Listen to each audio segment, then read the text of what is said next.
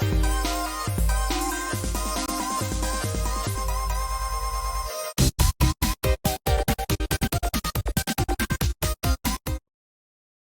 everybody, and welcome to our early comics review video. I'm Andy. I'm Matt. We're here with Infinity Flux Comics out of Chattanooga, Tennessee, and we're going to be going over about 20 different books that are coming out this week to your comic book stores, and letting you know a little bit more about them, what we thought of them, and maybe what you should be picking up. So, thank you so much for tuning in. Before we get into anything, just wanted to remind you to head over to infinityflux.net. That's where we're headquartered. That's right. And you can pre-order your books there. You can order some. You can sign up for subscriptions. All of that fun stuff over at infinityflux.net. But we'll be talking a little bit more about that later on in the show.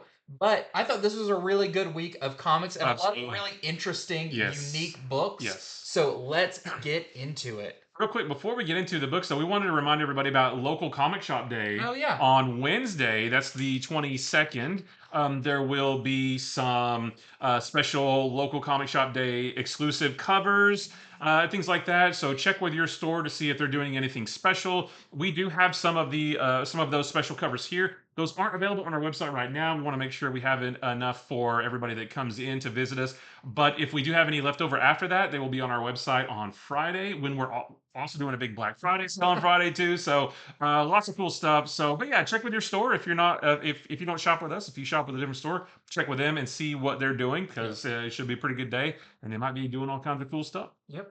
But anyway, let's get into the books, and we're going to start with Batman Off-World #1. This is a new, I think it's a 6-issue miniseries. Yes. I think these usually are. Written by Jason Aaron. Isn't this his first DC work? It's his first time writing Batman. Oh, that's right. Okay. Yeah. So Jason Aaron. The art is by Doug Mahnke, and this one is pretty cool. So this book is set in. It's set around the time when Batman is in his second year of being Batman. So the book starts in space. Like the very first page is there's this giant ship in space. It's called the War Storm, and it finds a much smaller ship just kind of floating out in space. So it docks that smaller ship into it, and the crew of the War Storm they enter the small ship to see what's in there, and they don't see anybody, but it's actually Batman's ship, and he's sort of hiding from them, and he's like he's trying to like you know figure out what they're doing and what their weaknesses are and that kind of thing because he wants to take them on, and he does. But he is eventually captured. So, spoiler alert, he doesn't fare too well against these big aliens yet. Again, he's only in his second year as Batman. When he comes to, they put him in a cell. He meets a Tamaranian named Ione, Ione. So a Tamaranian like Starfire, but not Starfire. And she tells him about the War Storm, the big ship that he's now on, that it's filled with some of the galaxy's most ruthless killers.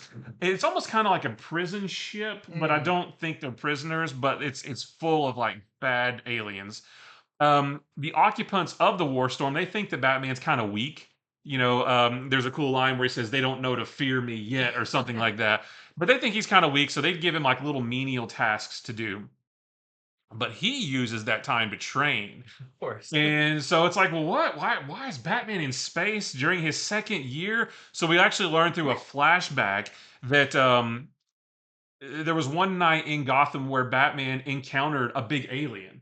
And he says to himself, what a dummy. I've spent my entire life traveling the globe, training and learning how to fight, learning how to be a thief and a detective, all that stuff.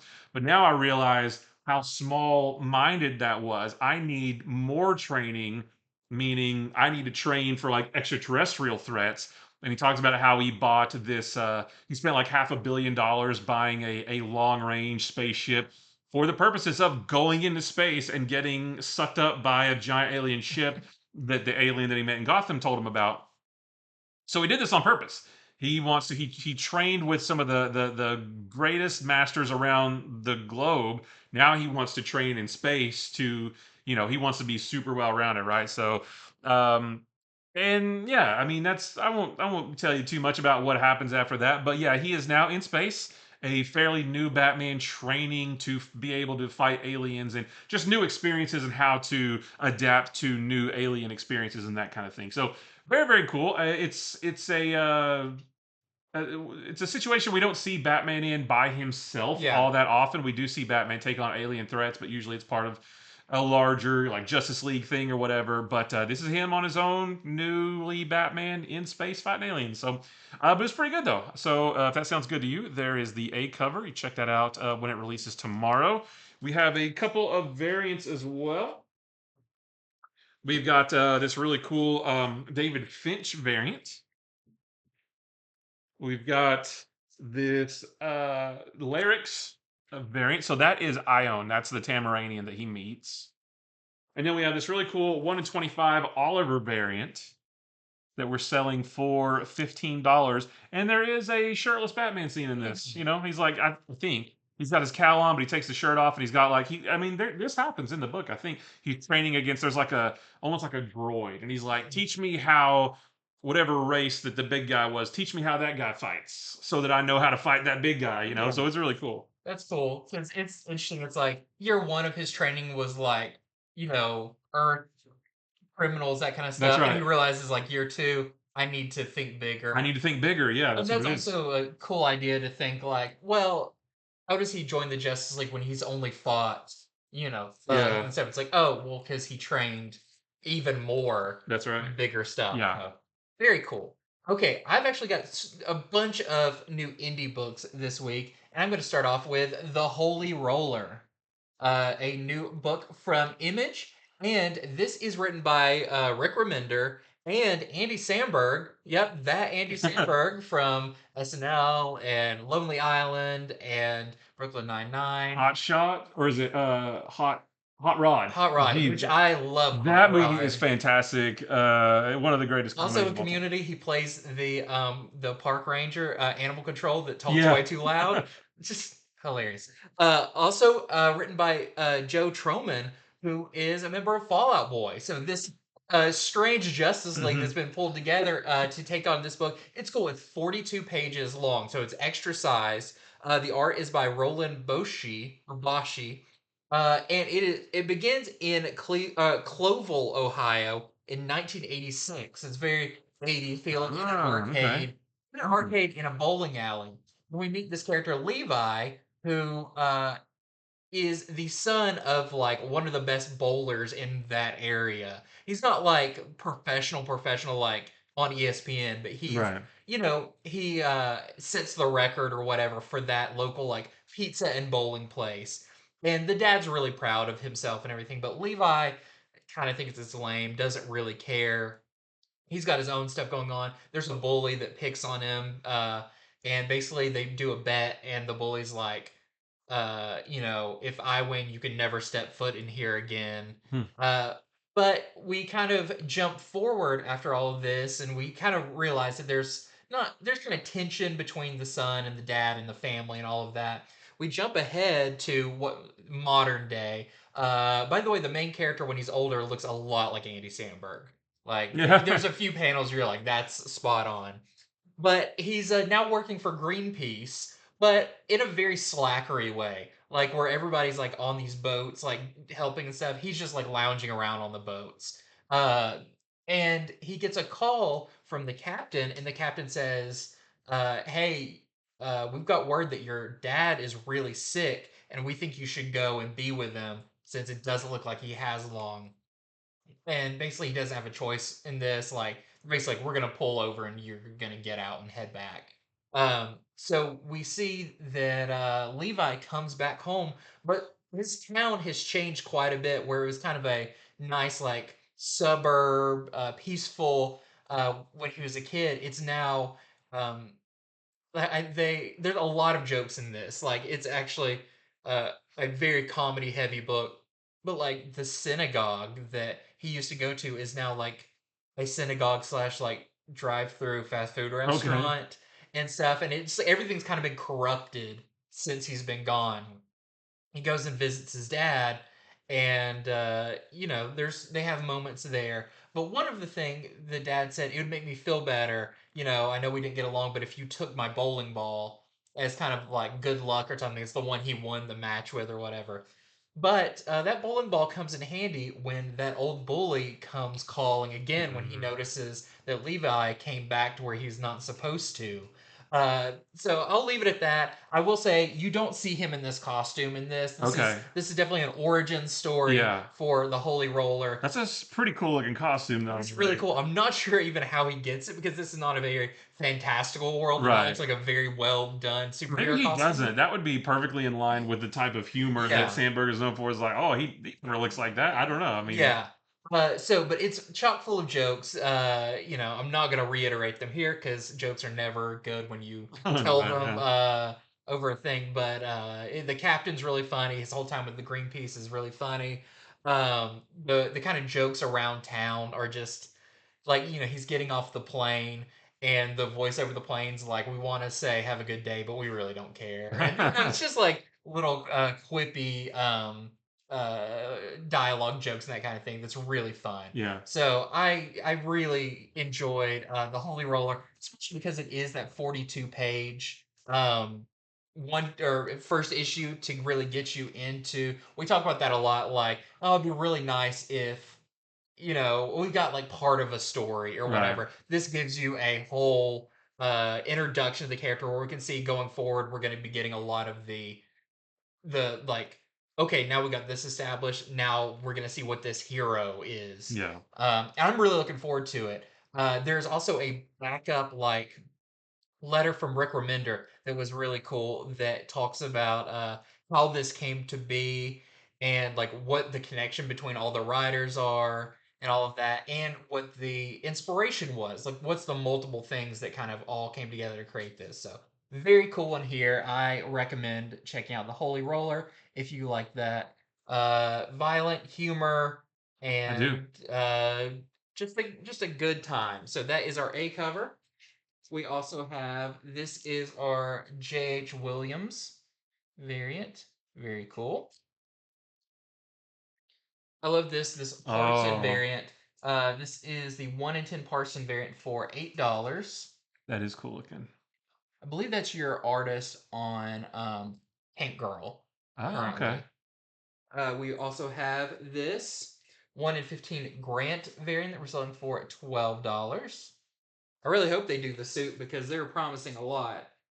And then we have the 1 in 20 level variant that we're selling for That's great. $18. It looks like he does some damage with that bowling ball at some Oh point. yeah, yeah, definitely.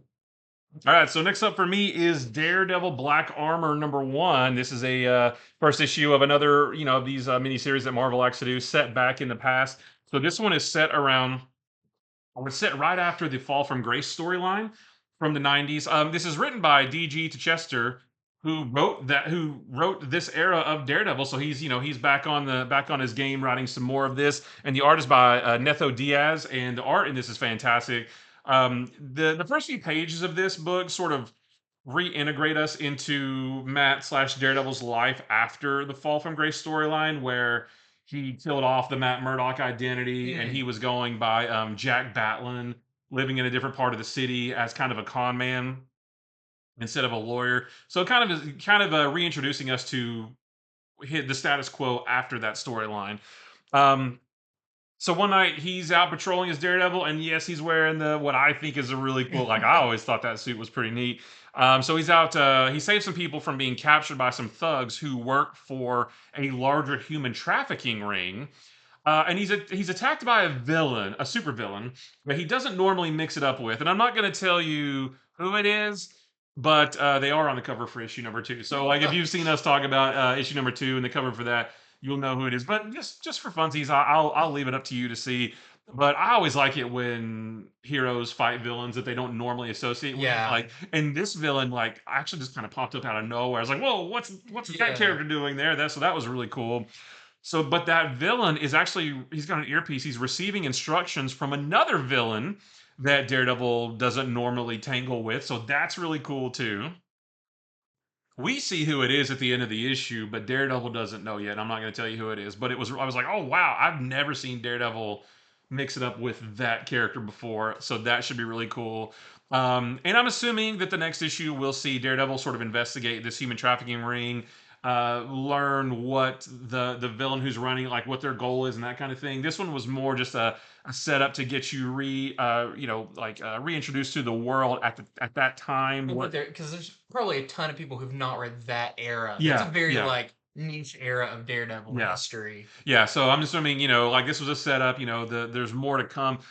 But I really liked it. Like I don't always get all of the Marvel miniseries, but this one is really, really good. I like this era of Daredevil. The art was good, the story's interesting. Like I said, it was cool to see those two villains pop up because I want to see Daredevil fight those people. So just an all-around really, really, really good first issue of Daredevil Black Armor. So we've got our A cover right there, and we've got this really cool Ken Lashley variant. I really like that one. And then we've got this super cool foil variant by Sakara.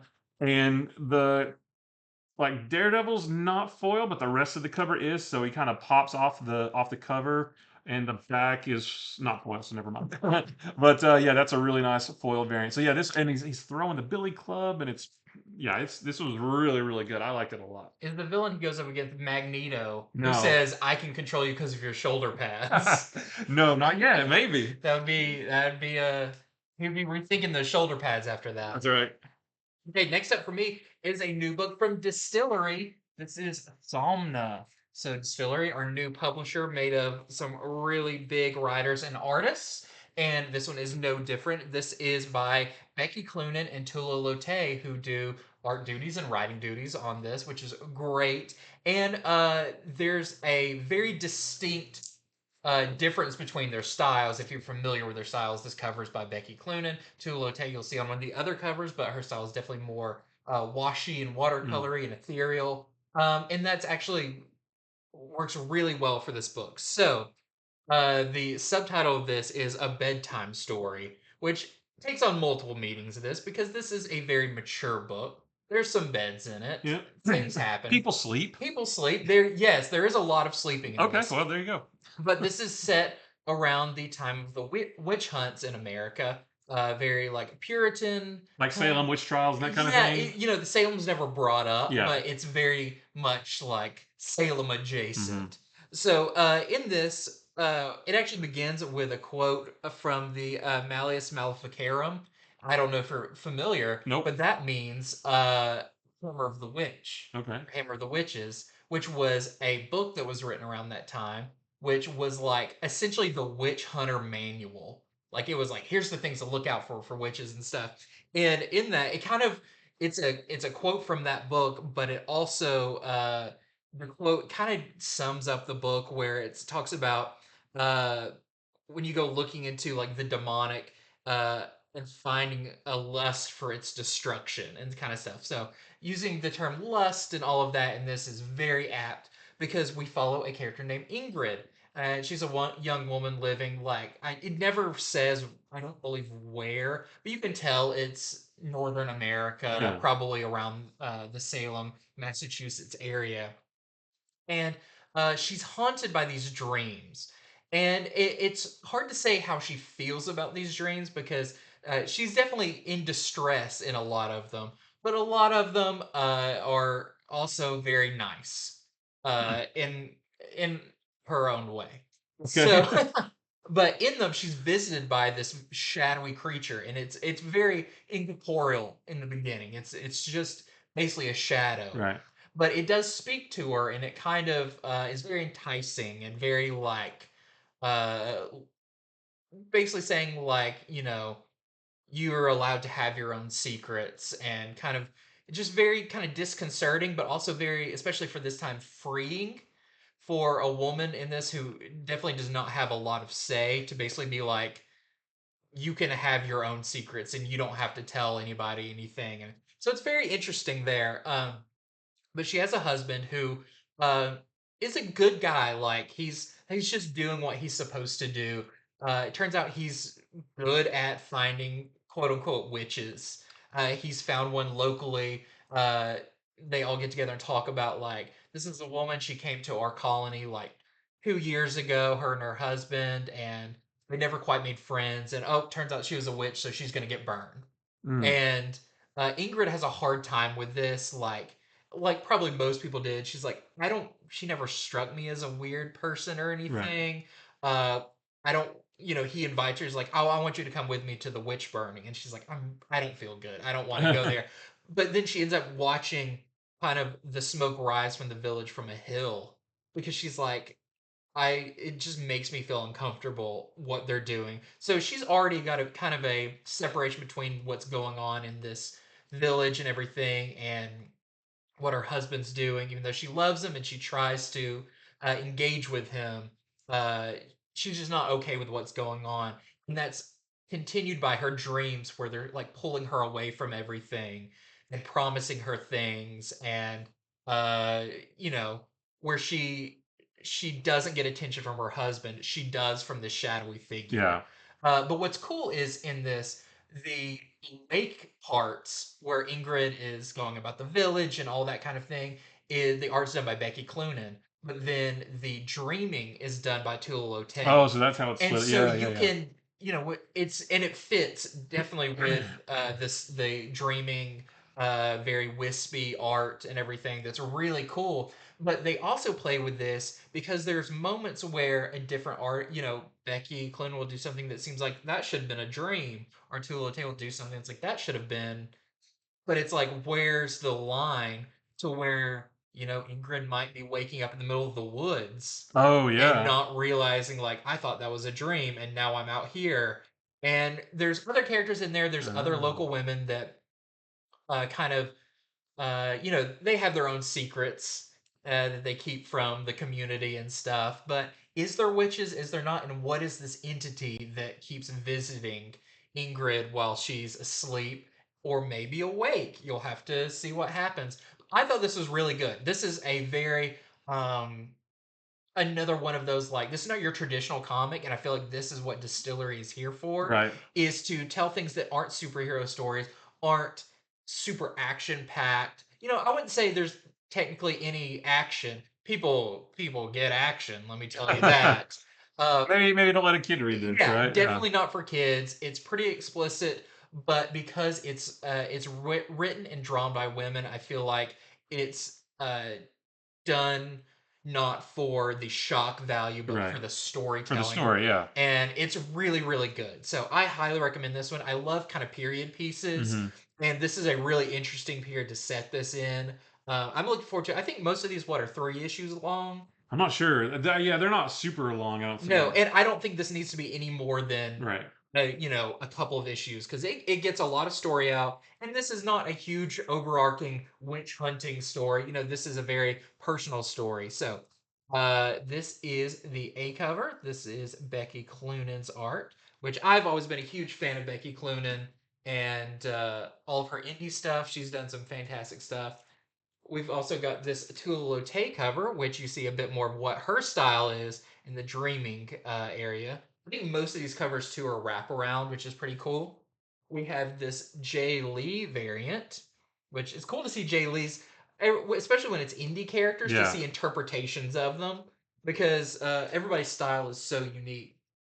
There's also a Tula Lotay cover that you can't see It's in a because it's too spicy for human eyes. But you can probably get it if you go to your store. it's too spicy for the public, but once The you get it public, home, you can take the but you bag become off and friends yeah. with your people at your comic book store. You can talk all you want. We also have this really nice 1 in 10 Joel Jones variant that we're selling for $15. I love Joel Jones. Yeah, and you can see kind of these like shadowy figures in all of these that, what's going on there. And then we have a 1 in 25 Mizuno variant. It's artist I'm not familiar with, but a very striking cover that we're selling for $25. So very slightly cartoony, but also very There's a disturbing. lot going on. There's a lot going on, and he's got her hair in his mouth, which that's not pleasant, but he might not have a tongue. Now, and to mention too, so these distillery books, if you want to read this story, I recommend go buy that, right? Like Yeah. buy it now that it's out because the thing with distillery books is they're not going to be collected in a trade later. They will be available digitally at some point, but only for a limited time. They're doing this weird thing where you'll be able to resell a digital book, and I don't really quite know how that's gonna go yet, but they're not gonna be collected in like a trade paperback, and I Yeah, don't only one printing of each of right, them. one printing, so they're not gonna do second prints either. So I highly recommend if you want it, get the If you book. slightly seem interested Yeah, in it, if it seems something you like, I would go ahead and take the chance get it because now. they're Yeah. really good Hmm. creative teams on there. It's not, I wouldn't say it's too much of taking a chance. You're probably going to find something in there that you Yeah. like. Yeah. All right, so next for me is Carnage #1. So I want to be a little bit honest with you guys and say that I don't necessarily love all the symbiote stuff that You love Marvel's it did. and you talk about all of them. Well, I talk about all of it, and I owe it to you guys to be very fair when I talk about all And of you owe it to them. me when I put the list together to always give you the symbiote That's right. books. But I just feel like there's a whole lot of symbiote stuff, right? There's we had the end of the Venom verse, we had there's the Venom series, and there's all kinds of symbiotes in that. Black Widow has her own now. Like I feel like there's symbiotes Plus all over all the the like, place. there was all the like toxin and Toxin all the and multiple yeah, venoms. yeah. So I'm a little, I don't necessarily love all the symbiote stuff. However, this is really good, and I feel like this is maybe a little bit back to form for Carnage. So we know that because of the end or during the end of the Venomverse storyline, or I guess before that, the Carnage symbiote was on its own. It wasn't Yeah. attached to a host at all, and it was trying to rid itself of all of the standard symbiote weaknesses. So like Mhm. it conquered its weakness to fire and sonics and that kind of thing. So it's basically it thinks of itself as a god. It thinks that it's very godlike. So and I should mention this is written by Torrin Gronbeck and the art is by Pere Perez. So at the very beginning of this book, the Carnage symbiote attacks the Hall of the All-Knowing in Omnipotent City. So you're familiar with that from like Thor: Love and Thunder, but also from I think it was in the Jason Aaron Thor run. Yeah, the Yeah, Jason Aaron Esau Ribic. yeah. So the symbiote feels like it's a god, but it wants to know what is its purpose. Who prays to it, who worships it, what was it created to do, that kind of thing. Because it feels like it's a god now, so it feels like it has some higher purpose. So there's a big fight, and of course the symbiote like chops up a bunch of guards and stuff. So the Lord Librarian, who sort of runs the place, teleports the Carnage symbiote back to Earth, and it realizes that there's something it needs. It needs Cletus Cassidy. It needs to be bonded with Cletus Cassidy. Now, let me say that's not a spoiler to say Cletus Cassidy comes back. That's literally the plot of this book, right? Eyes are poking through on the cover. It's on the cover, yeah. So Cletus Cassidy was dead. Cletus Cassidy comes back. It is explained how he comes back, and again, that's not a spoiler. It's right there on the cover. Um, so when that happens, and that happens within the first few pages, it's not really a Carnage book anymore. It's not really much of a symbiote book, rather than it's a Cletus Cassidy being a creepy, cold, calculating, deranged serial killer with the powers of the Carnage symbiote. And that's for me is what sort of sets it apart from all the other symbiote stuff that we've had recently. So Cletus Cassidy begins a string of murders, and he numbers the bodies 1 through 12. Like he carves the number Mm. into the bodies, and he kills everybody all these different ways. Now, I'm not sure yet if there's a connection between all of those people, why he chose them, why he did it, that kind of thing.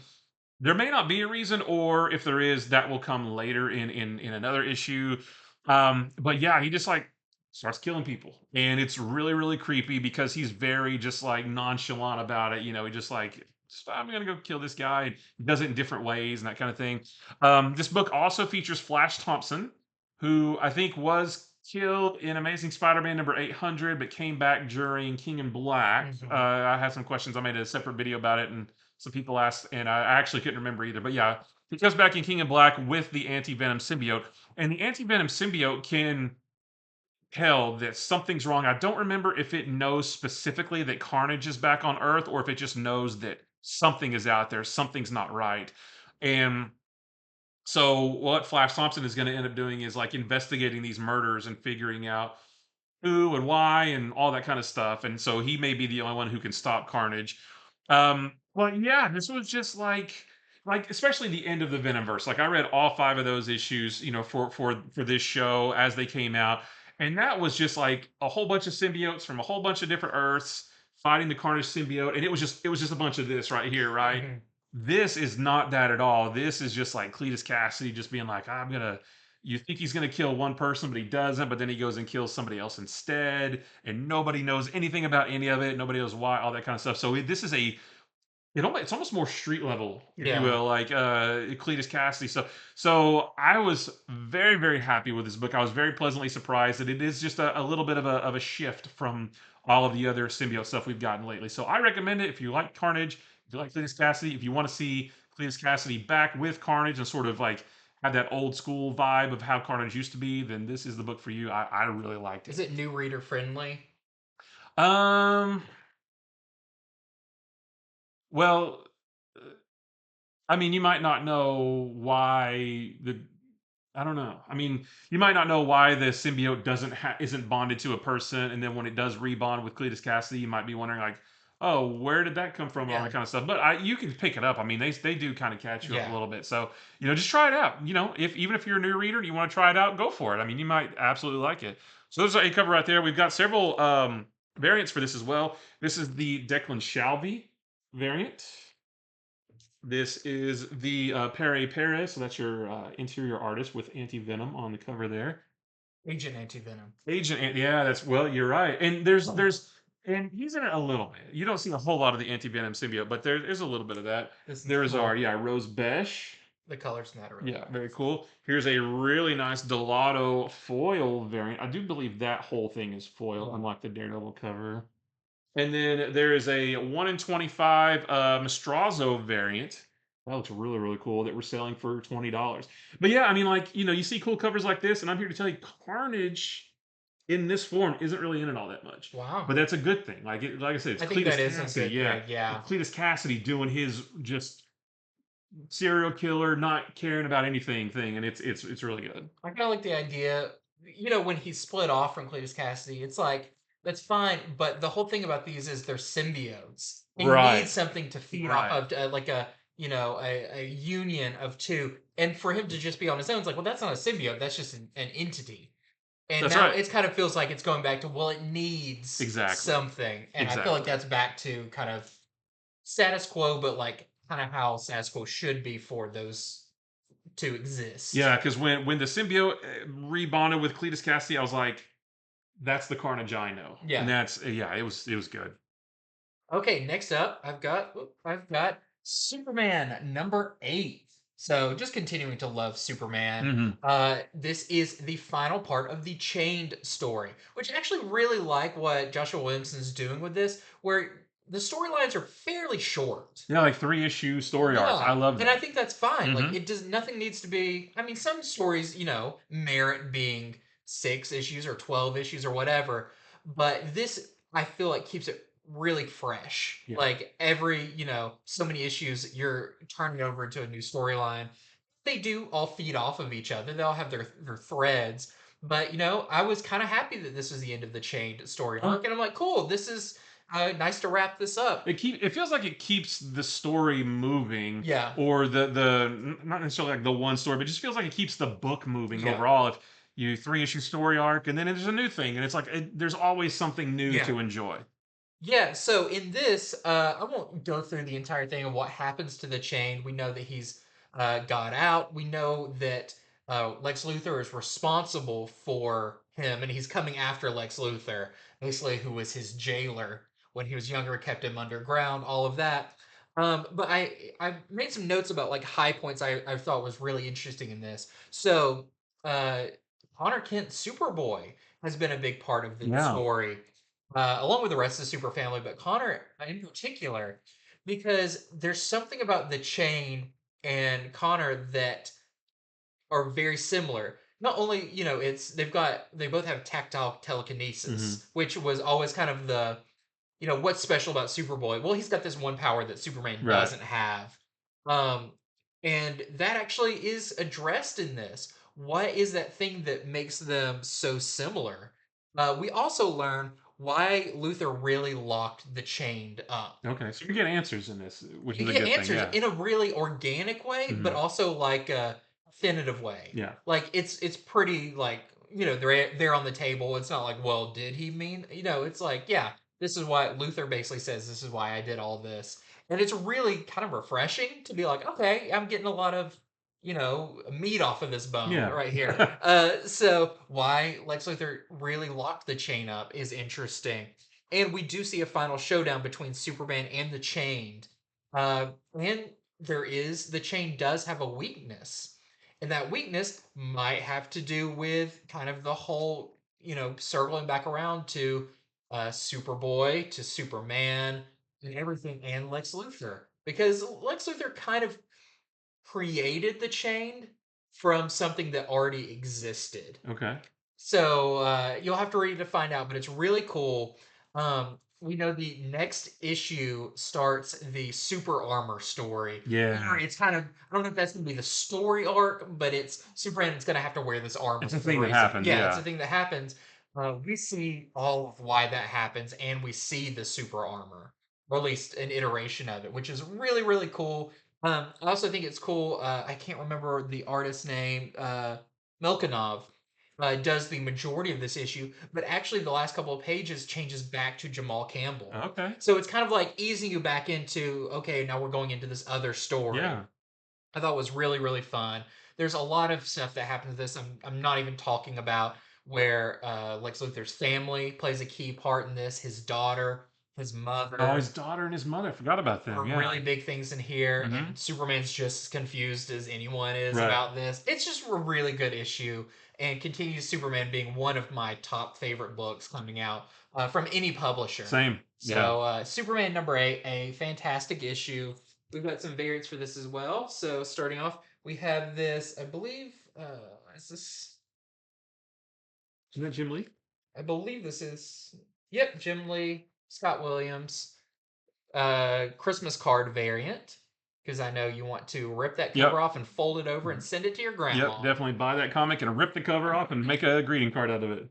We also have this really nice Libramejo cover. Yeah, that one's cool. We talked about this before because if you look up here, there's the actual Clark Kent checking out this guy dressed as Superman on the street. Really fun story in that one. And we have this 1 in 25 Galman variant that we're selling for $15. just loving just loving all the Superman stuff. I'm excited about Action Comics and the directions Oh it's yeah. going. Just great stuff. And I'm gonna say nice Thanksgiving reference. You said, getting a lot of meat off that bone. I think Yeah. we're all gonna be saying that on Thursday, right? We're gonna be eating big turkey legs and whatever. Just comical sized turkey legs. That's right. Just but Yeah. all right. Flintstones. Next up for me is Marvel Superheroes Secret Wars Battleworld #1. This is another mini series, just like the Daredevil Black Armor, that is set back. And I'm gonna. So this is written by Tom DeFalco, who wrote the original Secret Wars. Wait, he did, right? Pretty I sure. believe so. And then Pat Olaf is the artist. And on the inside front cover, this is what it says. It tells us that this takes place between panels 4 and 5 on page 36 of Secret Wars #12 from 1984, The final 1985. issue. Yeah, final issue. And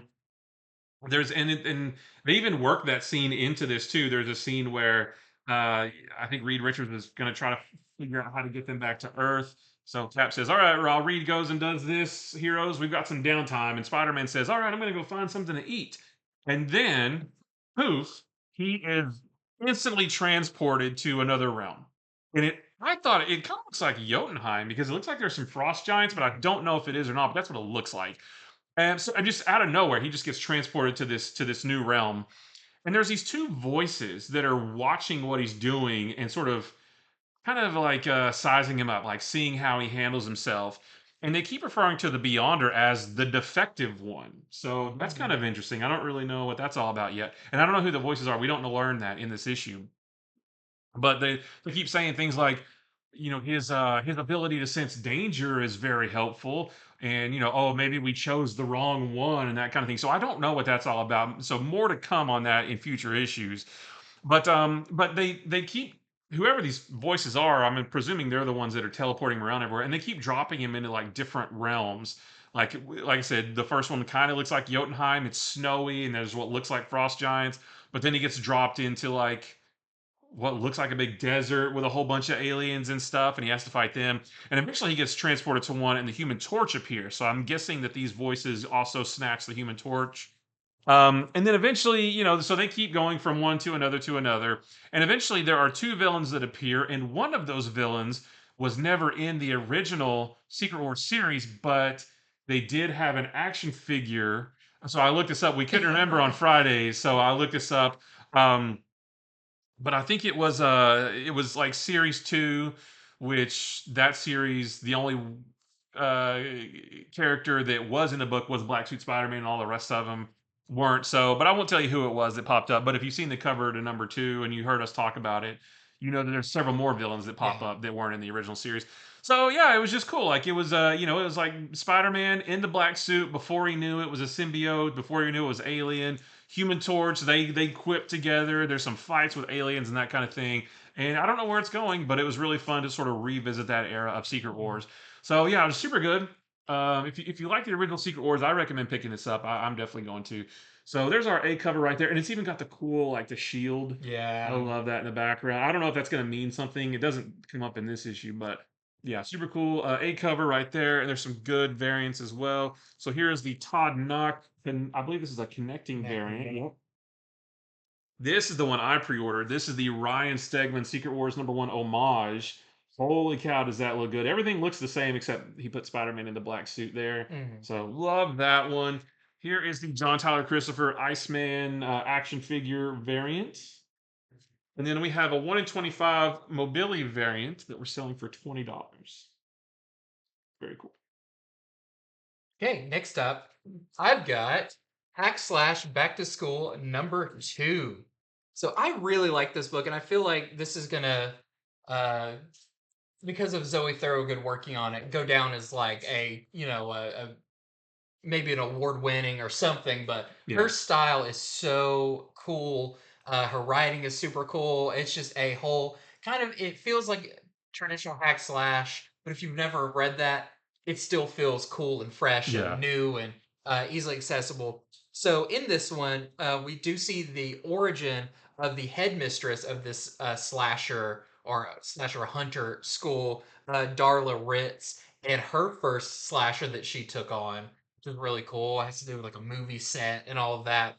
But when we cut back to kind of not modern day, because this does take place a little bit in the past towards Cassie's original, right when she started hunting slashers, um, we see like them preparing for their first mission, how they get their missions. They got to do their own like research to find out where do they need to go for it. But it's really cool because her and the character on the cover, Boo, and another hunter go out on a on this mission, and this is where I feel like this is definitely Zoe Thorogood is very familiar with. She's young and knows kind of current. Sounds I sound like an old man being like she knows about current things, but this is very accurate if you know about kind of indie video games because Okay. they arrive at Okay. a place where there is a body that is hung up and split in two, and the only other thing in the room is a computer screen, and he's actually hung up by computer wires. Okay.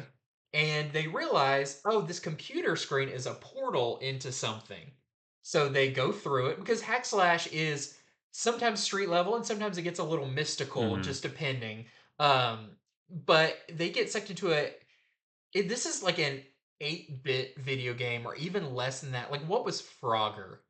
Like a Oh, was that that like was. I six? mean, that was Atari. Like before, yeah, the It Nintendo was looks eight it bit. So looks yeah. close to that. Yeah. Okay. Like this is like, I wish I could think of like an app that has this kind of graphics. It's definitely like a retro style graphics, but the book changes to look kind of like that graphic style. Okay. Like it's 2D. They're like, each character's maybe made of like 6 blocks, 6 They're like pixels. little sprites or They're little something. sprites. Yeah. Yeah, it's really cool. But they go into a game called Frog Boy, and apparently this is if you're definitely younger than me, but if you're familiar with games like Undertale or Five Nights at Yeah. Freddy's, they describe this game as it's an indie game. It's created by an indie maker, It's known for its dark themes and its fan theories, which is totally what those are. Yeah. Like people making their own fan art Mhm. of them, and there's like, you've got a super simplistic game, but then a lot of like story around it. And it's Yeah. really deep. So it's a game like that, and they go through this whole thing where they meet Frog Boy, who's this little depressed frog, and it goes back and forth between you're seeing it from like basically if you're playing the game, what the view would be, and then inside the game where they all look like the art style of the book and the characters, and then you see what the pixel like monsters actually look like in Oh, this, okay. and it's really really cool. So I won't give away too much about it, but if you're a fan of that kind of like indie games, almost like Super Meat Boy type of Yeah. looking, like Yeah. really blocky, that's really really cool. And you go through multiple iterations of the game. You see that this game was released like uh, online per like patches. It Mhm. got increased, but the last one was never released, and they have to enter into the last chapter of this game that Oh. was never. It's like really cool, very original. Is it a continuation of the first issue, or is Yeah, it a one and done? yeah. The first issue was Cassie going to this school, Okay. and this is her first mission while at this Okay. school. Gotcha. Uh, Super recommended, very original. I wish I could describe the way the art was set up because there's really interesting panelization and text boxes and everything that's all really unique. But just highly recommend this. It's Hack Slash Back to School #2. And yeah, I think anybody picking this up will be very pleasantly surprised. And I believe there's a variant for it, but I think we've already done our pulls for it, and we don't have Yeah. anyone here to show. All right, so next up is whoops, this one. Justice League versus Godzilla versus Kong #2. And this one was great. So the first issue was a little bit light on giant monsters, right? I mean, it was still like cool Justice League versus Legion of Doom, but there wasn't Set up. there wasn't a lot of Godzilla or Kong or anything like that. However, that's all that this book is just giant monsters and fighting the Justice League. So basically, the monsters appeared in the first issue, right? And this one is just all fighting. Superman and Hawk Girl fight Godzilla in the Metropolis Bay. And there's some really cool Mm. scenes, especially with Superman and Godzilla. Like there's some really cool scenes there. But that's Godzilla's not the only one. There's other monsters pop up in Central City and Gotham and Themyscira. So Flash and Green Lantern and Supergirl go to Central City. Now that's not in this book, so that's the next issue. Wonder Woman and Wonder Girl head to Themyscira, and we don't see that either. So I'm sure that's going to be in a future issue. But Wonder Woman drops off Green Arrow on what I think is Skull Island Yeah. because he says that. Oh, you read this too, right? Yeah. Yeah. So he says that island's not supposed to Yeah, be they're there. flying over, and he's like, I don't know, but I Yeah. don't think that's. Yeah, and then so they think that might have something to do with it. So Wonder Woman drops him off there. She's like, "Are you sure you're gonna be okay?" He's like, It's a great. He has a great "Yeah." line He's like, "This isn't my first time on an island," that on a kind of desert thing. island. Yeah. Yeah. So Green Arrow's gonna do like he's gonna like investigate this island to see if he can get any answers. So all that stuff is for later issues, I'm sure. But in this issue, we get Superman, Hawk Girl, and Shazam, Captain Mm. Marvel, fighting against Godzilla in Metropolis, but we also get the entire Bat family and Black Canary and Cyborg versus a big bat wing. Does that have a name? Not that I'm aware of. It looks like a giant bat Yeah, kaiju. it kind of like Barbados when that was in the Batman Yeah, books, yeah, like that giant just bat demon, yeah. And so yeah, the Bat family, Black Canary, and Cyborg fight that in Gotham. including Red Hood, who is great. Yeah, Red Hood's pretty good in this one. And that's it. Like it's just like some characters fight one giant monster, some characters fight another giant monster. But they all do it in their own like unique, special Yeah, way. absolutely. We're gonna see more characters fighting more giant monsters in future issues. Like this one was really fun. It was just a fun comic book. Like, These and are the that's main notes I made that I thought was really good, and props to Brian Buccellato writing it. Superman, when he confronts Godzilla, first tries to reason with him. yeah, yeah, He's like, "I don't know if you can talk, but hey, let's not do this right here," type thing. The way Superman confronts the fight is really right. cool. But Godzilla, we know he can't talk, and Godzilla's not having it. So take a punch. Yep. Our girl learns that the hard way. Yeah, so just like it was really cool. It was super fun just to see all these heroes fighting giant monsters, and Yep. that's really all I want out of a book. So there's our A cover right there, and we have a David Nakayama variant, and also this David Nakayama variant. And if you get both of them, you can put them together, and they make a big picture. So that's really cool. Kong is not in this though. I will say that. Yeah, yeah, interesting. Yeah, he'll pop up Not later, I'm there. sure. And then we have this 1 in 25 Matina variant. This looks really cool that we're selling for $25. Almost looks like Final Crisis. Remember how Final Crisis Yeah. had the like pillar down the center with a face or something? This is really cool because it's got Godzilla on one side, Kong on the other, and then in the middle is just a ton of heroes. Yeah. Yeah, that's really cool. This was just like I was just like it was just fun reading. So Yeah. that's the best way I can describe it is this was fun. Speaking of fun and segues, I have Void Rivals issue number 6. So, not a whole lot to say here because I don't want to give too much away, but I will say this is really cool. You've got Selena or Solila and Derek trying to basically escape from being captured because they know they're about to get executed with the help of some like rebels fighting against all of this. You'll have to see where they run because this is actually, I would say, out of all of them where they are like, look, it's tying into Transformers or whatever. This is a really heavy Void Rivals issue. Yeah, okay. You get a lot of lore about Void Rivals, and where it ends up is super cool.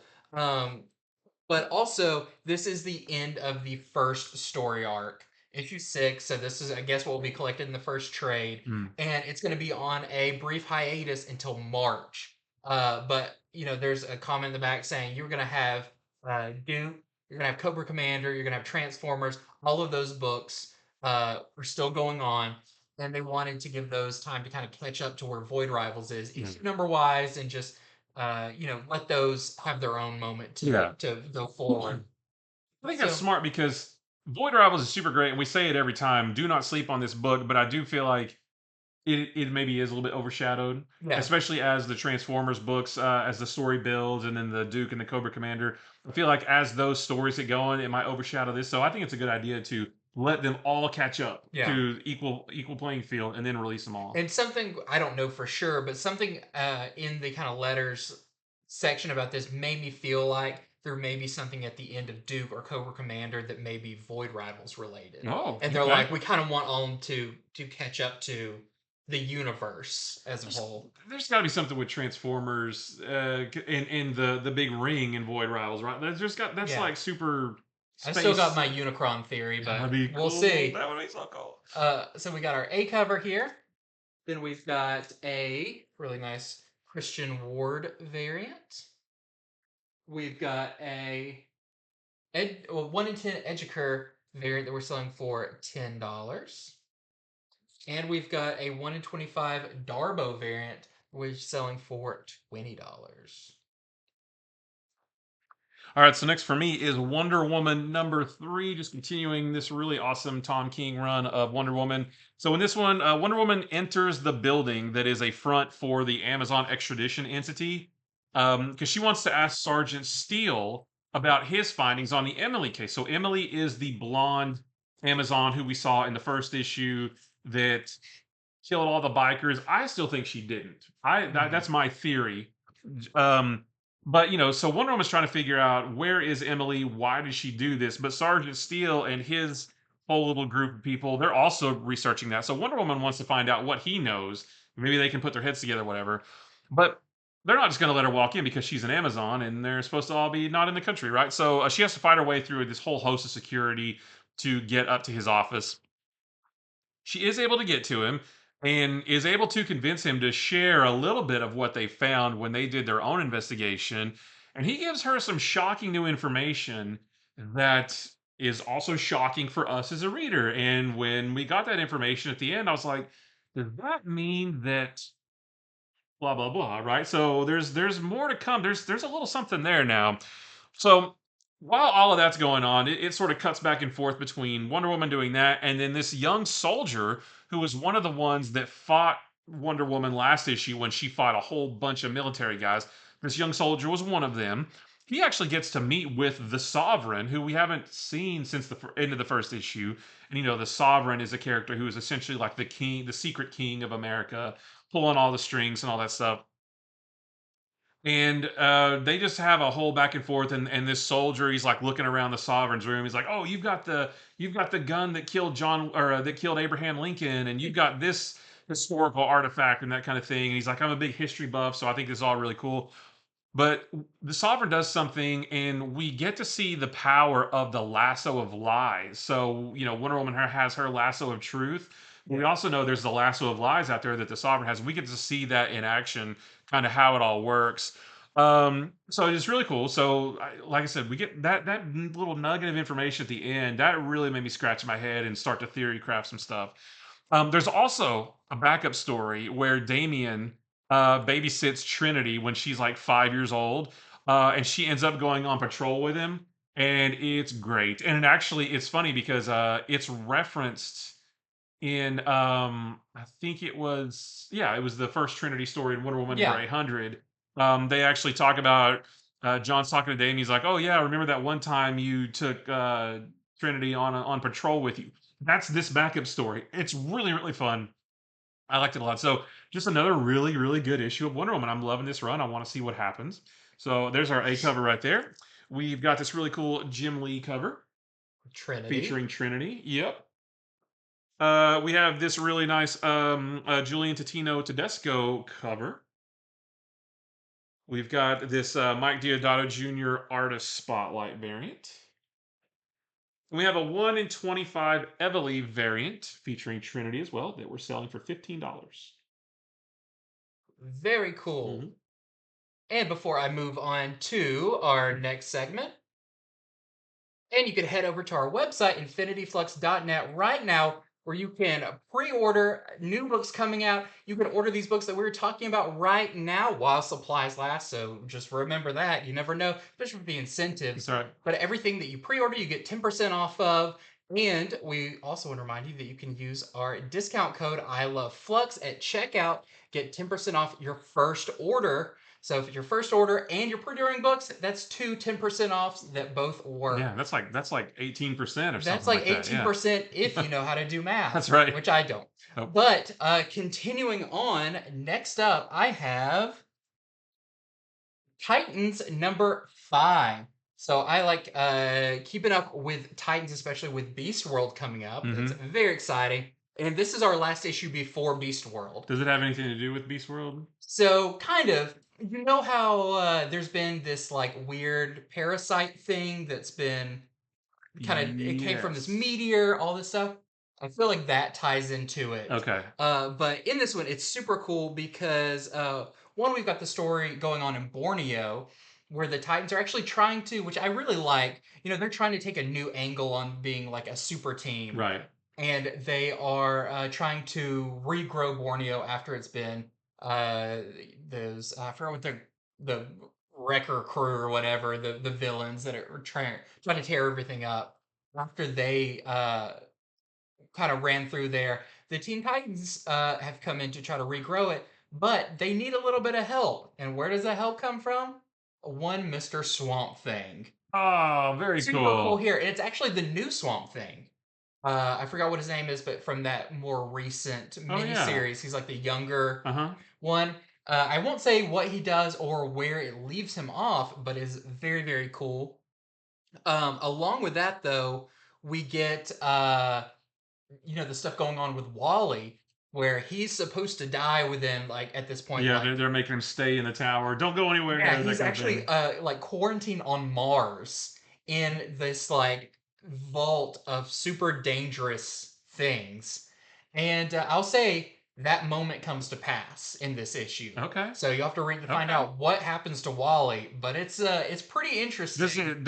Are we done with that little subplot of him supposedly dying? Yes, but there is a way it works back into the main story. Okay, because I was just thinking like I would hopefully that's done because we're about to move into Beast World. I don't want like a dangling plot line while we're Yeah. still dealing with No, these there two. is something there. And it's actually handled pretty, I don't want to say, it's not flippantly, but it's like, ooh, that's out of the way. Yeah. But but what happens with it definitely is a uh a what I feel like is a Beast World story Yeah. part, which is really really cool. And you'll have to see where the threat comes from Okay. to Wally, but that was really fun. A great issue, and at the end of it, you kind of a lot of stuff was revealed about like, oh, was this church with Brother Blood good or bad? You know at the end what it is. Okay. You probably won't be that So it surprised, sounds like but they are tying up a few things before Beast they World. are. It does feel like it ties up the first little chunk of story Uh-huh. arcs, but that would in doing so, it's kind of a prequel to Beast World. Okay. So, really good overall. But I did also want to mention, I don't have any of the variants for Titans with me right now, but we also have Titans Beast World Evolution that is coming out this week as well. And this is a collection of, I think, roughly 3 issues, or there's, I think, 2 full issues, one shorter story, and one extra bonus thing. So we've got Teen Titans number 6 that's collected in here, Old Teen Titans, where it's some early Beast Boys stories. We got Tales of the New Teen Titans number 3, and we have Action Comics 1051. That's the story with Power Girl, where goes back up in Action Comics where Yeah. Power Girl kind of goes inside Beast Boy's head to figure out what's Oh, going that's on right. with Yeah, him. yeah. I remember that. And also the final page, we get Who's Who number 4, or Who's Who in the DC Universe number 4. It's basically just the profile of Beast Boy. So this is kind of here to be a primer for Beast World coming up. If you're not super familiar with Beast Boy, or you need a little freshening up on kind of some of the key bits of him. I also, what I forgot to mention is in Titans, it's a really interesting thing that's discussed that I'm not sure it's ever discussed before, but Beast Boy can actually turn into like a swarm of bees or a swarm of We talked about that last issue. He turned into some ants. And we were yeah, like, how can he do that? Because he's like separating himself. yeah. So that's kind of addressed, but also what happens when one of those gets stepped on or one of those dies? They actually talk Ooh. about what that means for Beast Boy, and I feel Okay. like that's another hint to maybe what's coming up in Beast World is Okay. how Beast Boy works type thing. Color So me intrigued. yeah, very very cool. So that is or I keep want to say Teen Titans, Yeah, Titans Titans. number 5, and Titans Beast World Evolution. So very cool books. Both Titans coming out this week. Yeah, I can't wait to read that one. All right. So next is Captain Marvel number 2. So this one was I like this one quite a bit. There's a lot of good action in this. In this one, so Janice Vell, who we saw get, I guess, killed in the last issue, but not killed because he's actually been corrupted by the Omen. He got a big old hole in his chest though. That's usually kills That people, usually but kills people. Yeah. So he attacks the college that Yuna Yang attends because he wants to get the nega bands from her. She's got them on her wrist now. So Yuna planes them together, swaps places with Captain Marvel. And a good chunk of this issue is Captain Marvel versus Janice Vell, a corrupted Janice Vell. A interesting. lot of punching and flying and powers and stuff. So it's really, really cool. A lot of good action. But Carol finds that the more she uses her powers, the less time she has before she involuntarily swaps places back Mm. with Yuna Yang, who is now in the negative zone because that's where they go. And it reminded me of when Rick Jones used to swap places with the original Captain Marvel. I think he could only be. It was arbitrary. Like I don't. They never really explained why, but I think it was like he had a 3-hour limit or something like that Mhm. before they just automatically changed back. Um, and Carol's like, the more that I use my like energy blast and stuff, the less time I have. So she just resorts It's to like like very punching. Spawn, early Spawn, where the more he Yeah, used his powers, the more that ticking clock like yeah. ran out. So she just resorts to punching and kicking and that Yeah, kind of well, thing. it's fair. So Una tells her that while Carol's still on Earth, Una, they can like talk to each other. So Una says that she knows a place that Carol can go where Janice Vell may not be able to detect the negabands. I won't say where it is, but we talked about it when we talked about what's the solicitation for issue number 3. Mm. But I'll leave it a surprise in case you didn't hear that and you want to know, you want to just find out for yourself. But it's going to lead to something really cool in the next issue. So yeah, just really, really action packed. The first issue was good. I like this one better just because there's it's like it likes an action and um it was a little. The first issue was a little confusing with the nega bands and that kind of stuff, but it makes a little bit more sense now. So just another really good entry into Captain Marvel. Plus, maybe I liked it better because I have since after I read the first one, I started reading the Kelly Thompson Captain Yeah, Marvel omnibus, and I love it. So I'm just and the Marvels is out. We both yeah. love it. So I'm on a big Captain Marvel high right now. So this is a really good issue. Number two, there's our A cover right there. We got some cool variants. This is the Lucas Wernick Stormbreakers variant, and that just looks very striking. I Can love she that. wear the jacket? I feel like fighting Uh, the jacket would kind of get in the way. I think she wears it all through this issue. I'm pretty Wow, sure. Yeah. that's commitment. Yeah. I But don't know. look, This is Yuna Yang. This is our Swaby variant. And then this is a 1 in 10 Jen Bartel design variant. Speaking of the I think that jacket. one's cool because that there's a lot of design work that went into that. So to Yeah. see that all kind of broken apart is really cool. Yeah. And then here's a 1 in 25 Hans variant that we're selling for $25. This was just like, speaking of fun comic books, this was just a fun comic book. It Yeah. was cool just to see two big, powerful people just go at it. Well, next up for me, I've got Sensational She-Hulk #2, and who's that lurking in the shadows right there? Mm, But the Incredible Hulk. So this picks up where the last issue left off, where Jen Walters is walking down the street and Hulk is in the back alley and is yeah. like, "Oh, hey." Uh, Big old Hulk yeah. just lurking in an alley. So it's funny It's like, because how long were you in that alley waiting for me to walk by? How long were you there? wasn't going to turn left instead of right. Right. I guess you just Hulk jump over the building That's and then right. come He'll back just over there. smash it, knock it down. Yeah. But this issue is really interesting. I would say this is probably the one of the most action-packed issues of this Okay. whole this and the previous She-Hulk run, because in this Hulk is I haven't been completely caught up on the recent Hulk, but you've been reading it. Mhm. He's definitely I'm just saying like Hulk is angry, Yeah. but he's very like don't call me Banner. I'm Yes. Hulk, Yes. that kind of thing. And of course, Jen talks to him like it's her cousin, like Right. it's Bruce. And he's Um, very much that way in his book too. yeah. Yeah. So she kind of was like, "Oh, hey, Bruce." Like, what? He's like, "Don't call me Bruce. I'm the Hulk." He And says, and don't call me Shirley. yeah, he's a big fan of Airplane. Uh, but it's interesting because Hulk is like, and you need to stop following me. And she's like, I don't know what you're talking about. I haven't been following you. Yeah, you're right. And he's like, I know your smell. I know the smell of She-Hulk or whatever. And she's like, okay. And he starts getting kind of aggressive with it. She's like, okay, I won't call you anymore. I'm taking you off my Christmas card list. Like, no more. She says something like, if they ask me if I have a cousin, yeah, I've got one that's like in El Paso, and he's, like, okay, you're out of my life or whatever. But of course, Hulk's still not happy about this. So what is it? What is the if She-Hulk hasn't been following him, then where is that coming from? Right. Well, you find out, and there is a big throwdown between Hulk and this other character. Interesting because, well, in his book, I think I'm maybe an issue behind, but he was just in like Louisiana with Mhm. Man Thing slugging a big Yeah, monster in the swamp, and now he's in New York saying that She Hulk's following him around. That's yeah. Well, he can like Hmm. I think according to the old ones, he can like jump whole Well, states. yeah, for sure. He can go back and forth. But this leads to a big throwdown with a character that we have seen in She-Hulk, but it's kind of I mean, this once again is like if you hadn't read the previous She-Hulk run, this may be a little confusing, but it's continuing kind of a story arc from the previous She-Hulk run.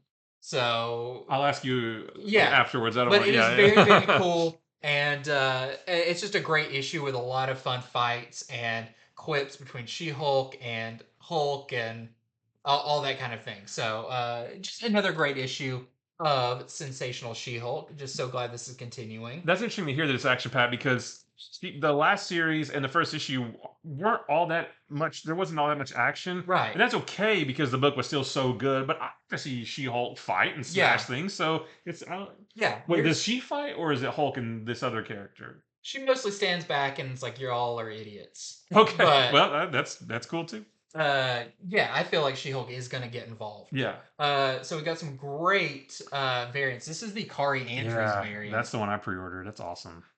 We also have this great Todd Knott Window Shades variant. We have this Acuna what are these called? Night Night's End, End yeah. variants. That's coming up pretty Very soon. cool. And we have this 1 in 25 Russell Donnerman variant that we're selling for $25. Very nice. Oh, Hellcat Scarlet. That's Yeah. cool. It's just, I don't know. I'm always happy to read She-Hulk. She-Hulk is one of my favorites. I and, love She-Hulk. and she's become, like, over the years, one of my favorite just Marvel characters in Same. general because I feel like she's a breath of fresh Yeah. air from every other Marvel thing. She'll just, like, say whatever she's thinking. Yeah. And it kind of breaks a lot of the tension. It's so good. Yeah, She-Hulk is awesome. She pops up a little bit in Iron Man number 12 that I'll be talking about in just a minute. Oh, I love when she's his lawyer. Yeah, that's what she's Rhodey's lawyer. Okay, Yeah, yeah. that's yeah. All right, but first I'm going to talk about Green Lantern War Journal number 3, and this one was really good. So we know that the last issue, John Stewart became infected by the Radiant Dead. He was fighting a character named Varen, who is in the first issue sort of got up in his face. Is a new Green Lantern for the United Planets. He's kind of like a Wish.com version Green Lantern. Like he doesn't really know like what he's doing. But Varen has, I think in the second issue, got infected by the Radiant Dead. So now he is the Radiant Dead. Varen is. So Varen fought John Stewart last issue, infected him with with what do they call it? The dark light or like the radiant, like the light. Radiant. I can't remember what it is. Yeah, but he's infected, right? And, Yeah. it's going all up his arm. It was a Radiant Black. Right. No, yeah, definitely not red. But what's interesting is that Varen tells John that the light of the Radiant Dead is amplified by Green Lantern light, and the more that he uses his power, the faster the infection spreads, Ooh. which is really cool. So, Not for him. It's not cool right, for it's not him. cool for him, but it's cool for us as a reader. But luckily, Lantern Shepherd, who is that other Green Lantern that we've seen in the first issue and in the backup stories, another Green Lantern from another universe shows up to save him, basically. And John wakes up inside Steelworks, and Steel is there trying to help him figure out how to stop this infection or whatever. So Lantern Shepherd says that he really needs John's help defeating the Radiant Dead and and their Revenant Queen. But John says, "No, I made a promise to my mother that I'm not leaving again. I'm not like I'm staying put. I'm not going anywhere." But he's eventually convinced, and then the story's going to go from there, right? So I think in the next issue we see him like forging a new ring or something like that. So yeah, there's more to come. But just another really cool story in this saga of John Stewart versus these Radiant Dead, like almost like Green Lantern powered zombie kind of creatures. Not exactly, but kind of. Not So, Blackest Night, but yeah, not black as no, nothing like that. But yeah, just another really fun issue. So if you've been reading it, don't miss out on this third issue. There's our A cover right there, and we've also got this Raza cover as well. and is that I've probably asked before, is this a mini series or is this an ongoing? Ooh, I don't know. I thought it was a mini series, but I don't know. Yeah, I don't know I'm for not, sure. not positive. Because a lot of times, they'll put the 3 of whatever, but here it's just the number. So I haven't kind of stopped doing that. it's sporadic, yeah. Yeah, it's some things have it, some things don't. Yeah, so I'm not sure about that. So next up, I've got Dracula or Universal Monsters Dracula #2. I really like this book because it feels almost like you're watching deleted scenes from the original Universal Monsters Dracula movie. It's like you're seeing some scenes from a different angle, Yeah. or you're seeing scenes, but they're playing out a little bit longer than they did. So this issue is really cool because this brings in Van Helsing. Very cool. I love the original Universal Monsters Van Helsing. Not quite as much as I love Hugh Jackman Van Helsing. That's where you and I differ. I don't really like that movie that much. I love that movie, and I accept all its flaws. Does Van Helsing in this look like Hugh Jackman? No, Okay. he looks like I can't remember the original actor that played Okay. him, but yeah. Because this is It's of course, in the yeah. Universal Okay, Monsters yeah, stupid. universe. Yeah. But in this, you have Van Helsing who talks to Dr. Seward and is basically like, "Hey, I know you've got Renfield, this Renfield guy. I'd really like to see him." And Seward's like, "He's really unstable right now. I don't think this would be a good idea." And Van Helsing's like, "You're right. It's a terrible idea. And you keeping him there is a terrible idea. And he is way more dangerous than you even know." So it makes Seward mad. He kind of storms off, like, "Don't tell me how to do my job." But of course, we all know Van Helsing's right about all this. Yeah. We also get some really cool stuff with Lucy, who, as we know, is like one of the first victims of Dracula, like turning her into a vampire. And we see the kind of, which gave me a lot of, I read Somna before it, and it felt a lot like that, where she's asleep and this dark figure comes to her. Of course, we know it's Dracula, but we kind of see how he's starting to turn her into one of his followers or whatever. Great issue. I feel like the art works really well in this. You know, that's the same artist from Department of Hmm. Truth. Uh, it works really well in this and definitely feels very classic horror, all of that. But just another really fun issue of Universal Monsters Dracula. And I'm looking forward to all the stuff coming up with this imprint that they have Yeah, now. Plus, we have this fantastic Francis Maniple that's variant. awesome. I like when, because you've got Martin Simmons doing the A cover and the interiors to go a completely different direction, which Francis Manapul is a little bit more animated Right. style, all of that to be like, okay, let's see it from another angle. Yeah. So very cool in there. All right, so going back to what I was talking about with Iron Man number 12, yeah, the beginning of this is She-Hulk trying to, she's defending Rhodey in court because she's like, we can prove that he didn't kill whoever it was that he was supposed to have killed, but it doesn't quite work if she smashes a car Oh yeah. because she's like super mad, so she smashes a car and throws it, but that was her rental car, but she's like, don't worry, I got the insurance. That's all we get of her, but it's always cool to see her. She's popped up in this series a few times. Yeah. But and this one, Tony just continuing to use the Mysterium that he and Emma obtained a couple issues back to build the Mark 72 armor, which we don't see it. I don't know, I don't know when we're going to see it, but I'm really excited to. And he calls on a friend for help, and I'm not going to tell you who that friend is. Just it's not a spoiler, but I just want to let you experience it for Mhm. yourself. But when that friend gets there, they don't know that he and Emma are married, so that leads to them fighting because the friend thinks that Emma like has him under like mind Oh control or something, yeah. so they fight for a little bit. But and during the fight, Emma's inhibitor ring comes off, so that like the Stark Sentinels are like, Um, Emma Frost, we see you. But they deal with it in a cool way, a pretty creative way to deal with a Sentinel.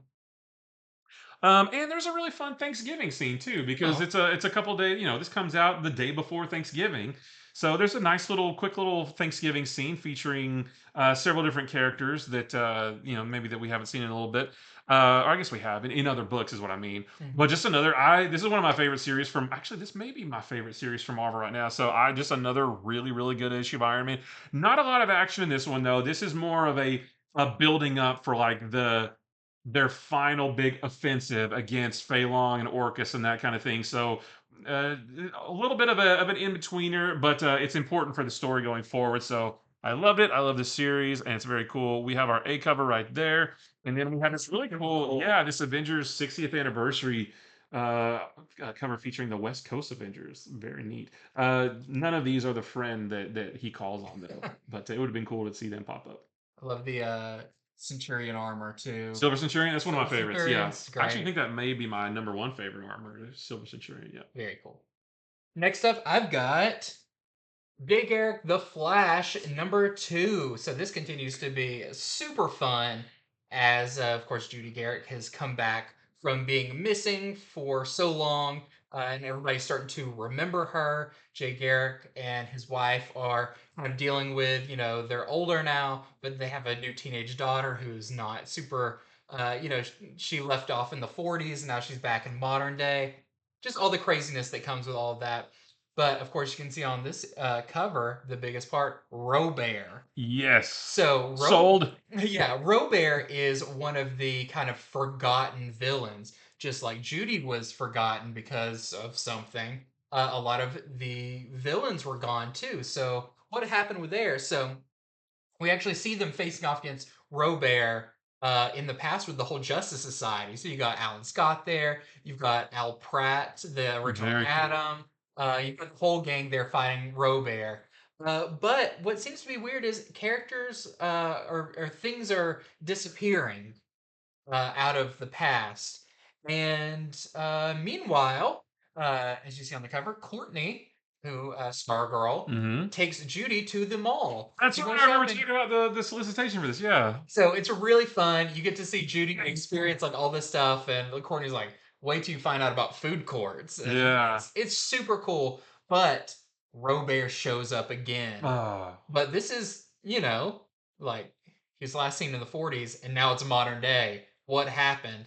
I feel like we get a little bit more hints on what's going on with the missing characters and all of that. mm, So really, really fun issue of Jay Garrick, The Flash. Just a great like family book yeah. and very classic superheroing.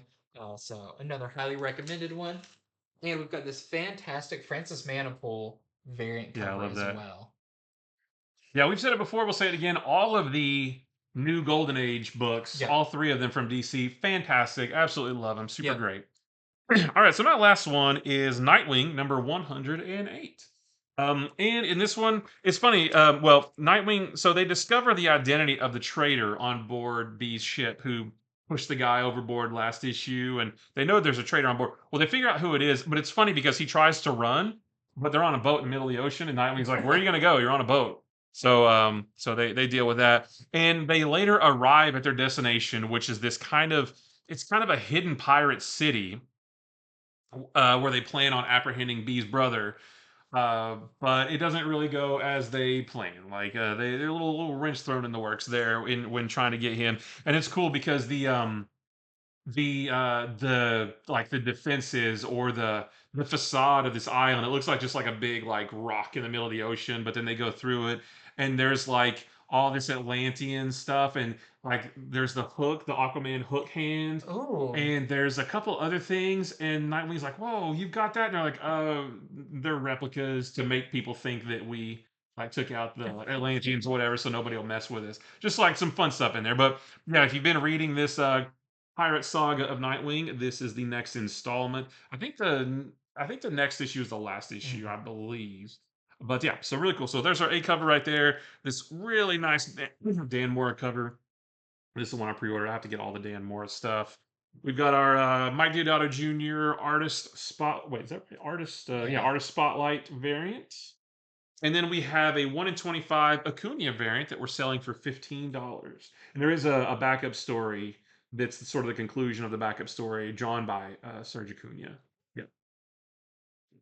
Okay, I've got just a little bit more. So I've got Amazing Spider-Man issue 38. This is gonna be a hard sentence. This wraps up the Wreck Rap story. That's a mouthful, That's a yeah. mouthful. This wraps up the Wreck Rat story, and it's just fun. It's I feel like it's not too like earth shaking, Right. but it was a fun, especially with Ed McGuinness drawing it, just to Yes. see all of that. Yes. Um, there's the what's he called the Repo? repo. Yeah. Uh, in the last issue, he eats Spider Man, Right. and you see Spider-Man trying to escape, and it's basically like Repo has an entire universe inside of his stomach that is very like Kratos trying to climb back out of Oh, right, right. Hades and God of War. What takes mere seconds in the regular world takes like multiple days inside his stomach. Oh, So wow. that's just a fun little thing. But there's actually quite a bit at the end of this that changes to be setting up for Gang War, It's coming next issue, which is yeah. coming next issue. So you've got a bunch of the kind of key players in it. You've got Hammerhead, you've got Silvermane, you've got all of those characters kind of talking. But a new player enters the game. I feel like a character that Bad guy or good guy? definitely a bad guy. Okay. That enters the game and seems to have powers. Now I'm going to say we don't know who it is. They're Okay. silhouette, but you can tell they're bad because they basically come in and go like, "Gang War sounds like fun. I think I'm in." And he has some powers over, like essentially he makes Silvermane attack Hammerhead. Huh. So I'm not sure who it Trying to is. think who that could be. I have theories about who it might be, but we'll see. But this is a cool issue of Amazing Spider-Man leading up to a big story. Is it the Purple Man? That was my theory, Okay. but we don't. It's not Yeah. We're not shown. spoiling it because we don't know. We But don't we're know. we're guessing. But that would be a very cool addition That to would be this. cool. So that is our A cover. We also have this Scrose variant. We've got this Knight's End variant by Giordano. It's very cool. I like that it can actually have Spider-Man on it, so it's like, oh, it fits the Right. cover. Yeah. We also have the video game, the Suits variant, and we have this 1 in 25 Ruin variant that we're selling for $15. I like that. And lastly, for me, just going to go through a couple of Star Wars books because that's what I'm good for. So, first off, we have Star Wars Bounty Hunters, issue number 40. This series actually ends at issue 43, so we're getting really close to the end. In this, the team is falling apart. There's a lot of backstabbing. Who would have thought with a team of bounty hunters all trying to get out on top? And maybe not everyone's going to make it out alive. So, very cool one there. We also have our next issue of D Squad, issue number 3. This is weird because the last issue of Dark Droids, we saw where the D Squad ends up there, but that we still haven't made to that point in here. Oh, so No, a little bit out it's of a little bit order. out of order, Yeah. but if you want to see how they end up there, you've got that. Plus, we've got QT in this issue, which you'll see on one of the variant covers. There was Ayla Sakura's old droid, her pink astromech droid, that they need the help of because it was in the Clone Wars and all of that. But did they recruit QT too late? You'll have to read to find out. And we've got Star Wars Hyperspace Stories, issue number 11. This is a 12-issue maxi series. So we're getting close to wrapping it up. Even though each issue is kind of standalone, there is some through threads of all of them that are really interesting. And of course, you can see on the cover, this is a team up between Mace Windu and Yoda. And we've got some variant covers for these as well. So we've got the Life Day variant. This is the Rod Rice variant with Gourmanda, the super creepy chef droid from the holiday special. For D Squad, we've got this Tom Riley variant with QT, the very cute droid. And for Hyperspace Stories, we have, of course, the Carrie Nord variant, which Carrie Nord has been doing all the variants for this series. So, a lot of fun ones there. And that's all I've got. That's So, it? That's all the that's books we all, have? man. Golly. It's light week. I know. So thank you so much for watching. Remember to head over to infinityflux.net where you can order these books right now and have them delivered to you, or if you're local, come by and pick them up, all that fun stuff.